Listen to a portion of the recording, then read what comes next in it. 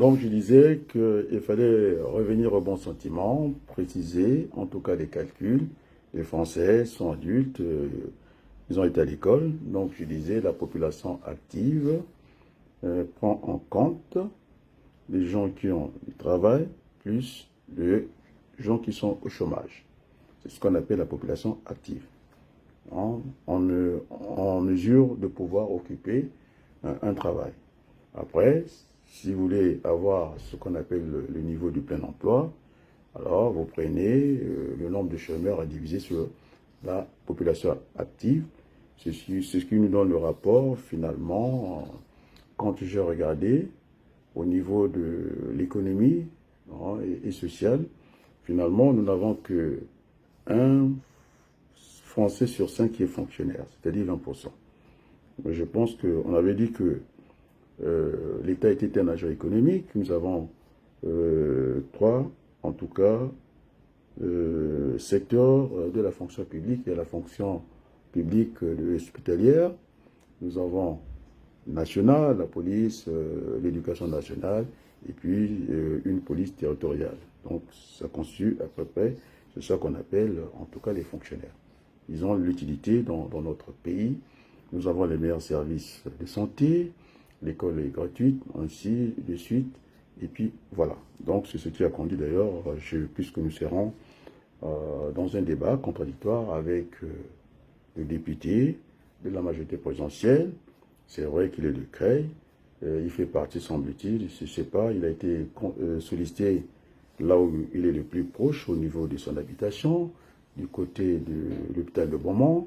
Alors, on a fait de sorte qu'avec la réduction de lits au niveau de l'hôpital, un hôpital qui est au niveau maintenant de la dimension d'un dispensaire, et de temps en temps on vient parvenir à Creil, oublions qu'on est député national et que à côté de Beaumont, c'est proche, c'est la limite avec l'Oise, et donc on lui a sollicité, et puis venir voir ce que nous voyons, en tout cas l'hôpital de Creil, où la prise en charge laisse à désirer.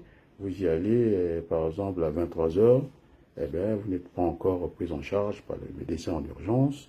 Est-ce que le mot encore sa valeur, quitte à faire 2 jours, alors 12 heures, alors quand on se déplace dans notre région, eh bien, la prise en charge au bout d'une heure, c'est la prise en charge, et puis voilà. Donc, et tout ça. D'ailleurs, si elle était aussi plus présente que ça, complètement effacée, allez lire ces papiers et tranquillement au niveau d'une commission culturelle de l'Assemblée nationale, ça fait pas lourd, alors que nous avons une agriculture propre ici. Il doit faire feu de tout bois, sortir et puis aider nos entreprises. Voilà le rôle d'un député, c'est aider en tout cas nos entreprises. Je me rappelle de Laurent Fabius, quand il avait demandé le QDRC, effectivement, il avait dit de rapprocher, en tout cas, la direction du commerce, de façon que nous soyons de VRP. Alors, donc, un député doit aussi jouer ce rôle-là, au lieu, d'abord, il n'a pas d'assises, les gens qui l'ont élu, il est invisible, et donc, nous allons changer cette façon de faire la politique. Donc, je me situe à gauche, il faut qu'on aille chercher cette union, et puis voilà. Donc, je redonne encore le calcul. Là, on a vu pour le plein emploi. Donc, je parlais aussi du prélèvement obligatoire, ces impôts-là. Donc, on avait dit qu'il y avait une partie par le travail. C'est, prenez la valeur ajoutée sur le produit intérieur brut, plus les cotisations sociales, le revenu par le travail, vous divisez par le produit intérieur brut, c'est ça qu'on appelle. Il faut que les Français sachent ce qu'on appelle les prélèvements obligatoires. D'ailleurs, ça a conforté notre économie à 2 pieds. Et quand il était à l'arrêt, on a vu que, d'ailleurs, quoi qu'il en soit, quoi qu'il en coûte, c'est ça. Et il faudrait que j'en dise un mot, ça rendit les Français paresseux. Parce que quand on leur donne l'argent, il n'y a pas une différence entre le SMIC. Ils devaient toucher, je pense, avec le quoi qu'il en coûte, 1000 euros. Comment voulez-vous qu'ils soient motivés dans la formation? Ils ne veulent pas venir. Et donc, après, vous avez M. Macron qui sort avec son marteau. Maintenant, il y a des gens qui ne veulent pas travailler. On va leur réduire les revenus. J'avais proposé, aussi Mélenchon l'avait dit, il fallait procéder par rotation. Alors, c'est trop facile, comme Marine Le Pen, qui veut nous parler de la sécurité de l'immigration, alors que nous avons une entreprise, Air France du CAC 40, c'est-à-dire parmi les 40 meilleures entreprises de France. C'est à eux qu'il faut s'adresser. Ceux qui viennent par la Nange, c'est un petit.